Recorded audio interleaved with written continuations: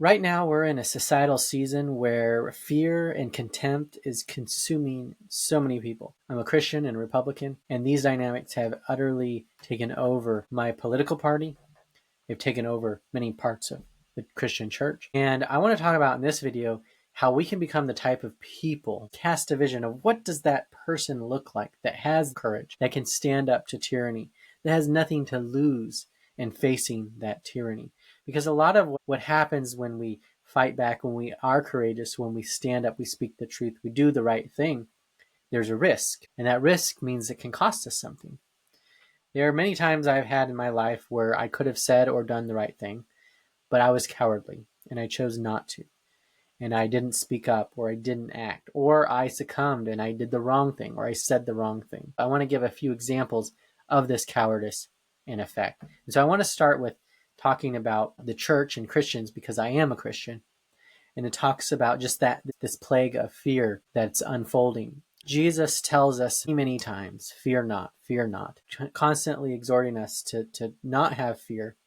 And the scriptures throughout the Hebrew scriptures and the New Testament are continuing to encourage us to trust in God, to not fear man, to not fear suffering and death. So we're encouraged to be courageous, to speak the truth. Unfortunately, what's actually happening is something quite different. All right, this is a tweet from Julie Roys. Julie Roys is a reporter of The Truth for the purpose of restoring the church. She's a Christian investigative journalist, author, and podcaster. Her website is The Roys Report. She is sharing about the plague of cowardice in Christianity. Julie Roys, I am repeatedly struck by how many Christians say they can't do something because the action will have negative consequences. Yet if I'm reading scripture correctly, the fact that suffering is tied to an action is not a sign that the action is not God ordained, but that it is. Now, if we are children, then we are heirs, heirs of God and co-heirs with Christ, if indeed we share in his sufferings in order that we may also share in his glory. Romans 8:17.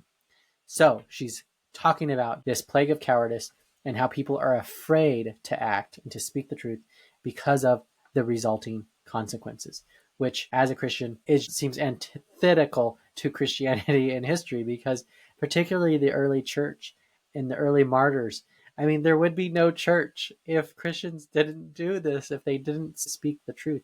So it tells me, like, as Christians, we have utterly atrophied in our faith and in our beliefs, and we are being crushed by the world around us. I want to also talk about my political party, which is Republicans. This clip comes from Parkrose Permaculture, and she's talking about the cowardice of Republicans. My political party, which has utterly failed. Trump has taken over the party, reformed it in his corrupt image, and Republicans just go along with it. I'm one of the few remnant Republicans that says, no, truth still matters. What is good still matters. The rule of law still matters. Responsibility still matters. And I speak as a minority in a group that chooses cowardice. So she's specifically highlighting an example of this so you can see what I'm talking about. Russia is a direct threat to our national security. So why then are they all voting in line with Donald Trump and Elon Musk? Well, the Congresswoman said this, and I quote, "There are Republicans who, when they think of stepping out of line, they get a call from the president. They are getting death threats," end quote. She went on to say that people in the districts of Republican elected officials need to, one, be courageous themselves, and two, be pressuring their reps and their senators to likewise be courageous. She said, we need 3 people in the Congress to grow a spine, grow some courage, and step away from party lines and vote on behalf of their constituents and the Constitution. There's only a 3-seat majority. They need 3 people to flip, and that's it. But she, and I believe that Congressman Swalwell broke a story about this a couple of days ago, have said that their colleagues who are Republican in Congress are getting death threats against them and their family. And I understand that that is not okay. That should not be happening. But I'm sorry, they're willing to sell the entire United States of America, the lives of millions of people here at home and millions more worldwide. They are risking throwing us into World War III because they are cowards. And, Dr. Dexter took this angle of like, I don't want to dump on those folks. What I want to do is encourage them, motivate them to do the right thing, motivate them to gain some courage, to shore themselves up and to break away, because it's only going to take one or two or three of them breaking away. She said, they know that what they're doing is wrong. They don't want to be voting with the party, but they're scared shitless. You can have whatever kind of reaction to that you want to. I know what my reaction would be, but I also understand the way that Rep. Dexter is approaching this. She wants not just to shame them, she wants them to start saving democracy. She wants them to flip. And so she's trying to motivate them as best she can. And she just said, we have got to be putting the pressure on our Republican elected officials to do the right thing, to grow a spine. She's coming from the Democratic perspective, but she's calling out what's actually happening. It's this allegiance to Trump first. What does it look like for someone to be the type of person that can get that phone call from the president and say, you know what, Mr. President, what's true and good matters more than what you want. And what you want is not true or good. And so I'm going to stand up. I'm going to speak up. I'm reminded of the story of David and Goliath, because when David goes to bring food to his brothers and the Israelites are trembling. They're afraid of this giant monster that keeps coming over, Goliath, and taunting them and lying to them and threatening them. And he's huge and he's scary, and they're all quivering in their boots. But David realizes, well, it doesn't matter, because I believe in something greater. I believe in someone that's stronger than this giant over here. He's trusting that God is who his allegiance is to. And he doesn't cower to Goliath. And Saul, who the Israelites chose to be the warrior to stand up for them against this guy, is actually cowering and hiding in his castle. And this little boy named David is actually the one having courage. We have this fear that's just consuming everyone. But Christ calls us to have no fear and to be courageous, and that the Spirit will be with us. As God sanctifies us, our fear of death should be smaller and smaller. We should be practicing courage and boldness at small levels and growing into something and somebody that can speak the truth. And like Christ on his journey from the garden to the cross, this book I'm working on, when he was in the Garden of Gethsemane, there was a lot of stress and pressure about the mission. But once he committed to the mission, he was all in, and everything was thrown at him: lies, deception, torment, and even death. And he leaned into it and he overcame it. And that's our example that we can do as well. So I want to share a few things that I think are really powerful for me as I think about this. There's this passage I want to share with you. This comes from the Gulag Archipelago by Alexander Solzhenitsyn. This is one of the passages that resonated with me, that stuck with me, because it gives a picture of the type of person that tyranny fears, the type of fearless and brave person that made the people that were pulling people into the gulag scared. This describes the type of person we ought to become. So what is the answer? How can you stand your ground when you are weak and sensitive to pain, when people you love are still alive, when you are unprepared? What do you need to make you stronger than the interrogator and the whole trap? From the moment you go to prison, you must put your cozy past firmly behind you. At the very threshold, you must say to yourself, my life is over. A little early, to be sure, but there is nothing to be done about it. I shall never return to freedom. I am condemned to die, now or later. But later on, in truth, it will be even harder, and so the sooner, the better. I no longer have any property whatsoever. For me, those I love have died, and for them I have died. From today on, my body is useless and alien to me. Only my spirit and my conscience remain precious and important to me. Confronted by such a prisoner, the interrogator will tremble. Only the man who has renounced everything can win that victory. A little bit later, he really captures it in this concluding statement. There is nothing you can do to me, even if you cut me into pieces.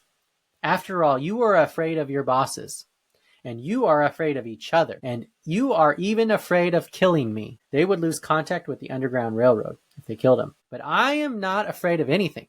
I would be glad to be judged by God right this minute. This is such a powerful passage. This is the essence of the person that is fearless. This is a person that has nothing to lose. Somebody who has recognized it, that they have lost everything. And they are not clinging to those things which allow them to be manipulated and further controlled, in this case, by the Soviet Union Gulag system and the tyranny within. It's also interesting, he references, but later on in truth, it will be even harder. And this is a key thing, is if we cannot be brave and tell the truth now, it will only get more and more difficult as time goes on. As the pressure mounts, as the tyranny grows, it'll be even more difficult to do anything about it. And so the best time to do it is yesterday. But if you haven't done that, then the next best day is today. The other thing that's interesting is he says at the very end, but I am not afraid of anything. I would be glad to be judged by God right this minute. And there's a really powerful idea here about inviting judgment. If I'm inviting judgment, then I'm willing to accept the consequences, the accountability, and the responsibility. And this is terrifying to a tyrant, because a tyrant is trying to take power as a way to avoid responsibility, as a way to be the judge so that they can judge others. But before God, we are all judged, and there is no one more powerful than God. And so this passage I leave with you because I think it's a powerful inspiration of the type of person that we can become, that becomes fearless. And fearless leaders can inspire others and can speak against and stand up against tyranny and really lead our country forward in a powerful way. And we need as many people in our society that can embody this as possible. There's one other passage I want to read to you. This comes from a book by Hannah Arendt, Eichmann in Jerusalem. And if you're not familiar, Eichmann was a mid-tier Nazi manager who was responsible for the extermination of many Jews in the concentration camps and as part of the Holocaust. And there's a really interesting passage about the cowardice of the Nazis. You know, I had this understanding from my experience growing up. I was born in 1984, so I obviously was well after World War II, and even well after those that were a part of World War II. My experience and understanding of the Nazi Germans is mostly portrayed by movies, and most of the portrayals are in war films. And so I've seen a lot of movies with these German armies causing lots of havoc, and it creates this image or aura of strength. But in reality, that wasn't the full story. There was actually more to it. And so I want to read this passage from Hannah Arendt, the section called Deportations from Western Europe, which is chapter 10 in the book. And if you have this copy, it's page 175. Perhaps the role played by the German authorities in Denmark, their obvious sabotage of orders from Berlin. It is the only case we know of in which the Nazis met with open native resistance. And the result seems to have been that those exposed to it changed their minds. They themselves apparently no longer looked upon the extermination of a whole people as a matter of course. They had met resistance based on principle, and their toughness had melted like butter in the sun. They had even been able to show a few timid beginnings of genuine courage. Then the ideal of toughness, except perhaps for a few half-demented brutes, was nothing but a myth of self-deception, concealing a ruthless desire for conformity at any price, was clearly revealed at the Nuremberg trials, where the defendants accused and betrayed each other and assured the world that they had always been against it, or claimed, as Eichmann was to do, that their best qualities had been abused by their superiors. The atmosphere had changed, and although most of them must have been known that they were doomed, not a single one of them had the guts to defend the Nazi ideology. She goes on to talk about other layers of that cowardice within the Nazi regime. I bring that up because the fear has the effect intended by the tyrant. The tyrant is actually afraid of people like what I described in the Gulag Archipelago. They're scared of people that are committed to the truth and goodness and are willing to speak up and stand up against tyranny, people that have nothing to lose. I'll give you one last story to wrap up here. You know, in my business, I've had a lot of experiences, some where I've been courageous and other times where I've been cowardly. But there was an experience I had that I was courageous. And it was when I had my marketing company. We were working with this business, and there was someone inside this business that was a bit of a tyrant.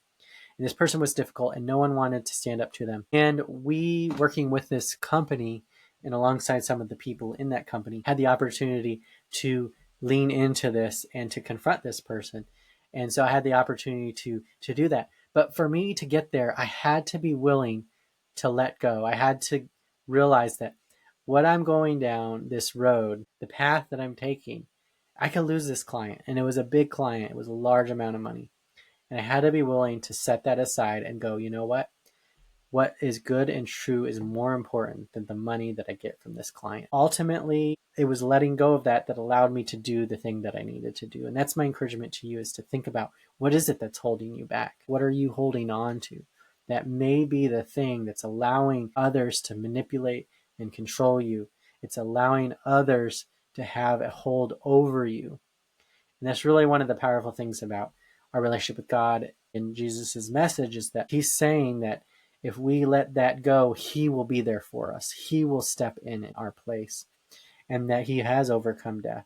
And so we can have faith and trust him that when we step out into truth and out of faith and do the right thing, that it may not always work out in the way we hope or think in the moment, but in the eternal plane, in the larger picture, it will work out. And it'll be something that we won't regret, but something that we can celebrate, and that those that benefit from our courage will be able to celebrate and enjoy the benefits that come with it. Think about that for yourself and your own journey. Share with me in the comments below what you think. Talk to you later. I'm Jason Scott Montoya, and go be courageous.